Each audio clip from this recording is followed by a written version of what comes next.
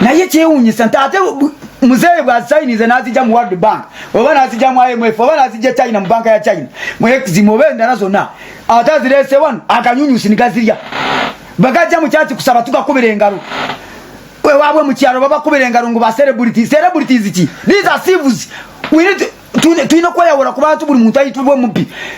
ndaba obutambi ku social media nga mukuba babbi akasimu mubatta you people omuntu wesimu y'amapeesa ottawaki siwagira babbi lwaki abantu bano tutubaboora eggwanga lino kambabulire that's why I support the approach of Baramu and Namere nti kati ekisse eggwanga lino it is ekisooka bureaucracy. Now you can imagine nti gwe okubeera mu government oraza Auditor General's office even Auditor General's board committee is appointed by the parliament,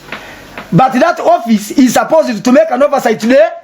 parliament. Nti gwe nze nkunoonyerezaako naye ate gwompa abakozi byenkola nabo ate nze nkuwa budget gwompa budget how will I work?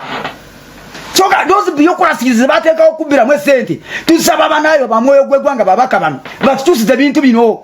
nabo benyini nga beetandikirawo. That's why parliament has been house of corruption. Nga nebo oli mukugamba benyini nyinda ati balina mutima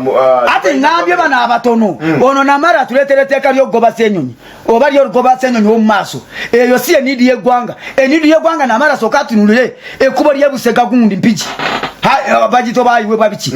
muleete etteeka ligamba nti omubaka wa parliament ababaka ba parliament be bafulumya sente ezikola makubo agosebo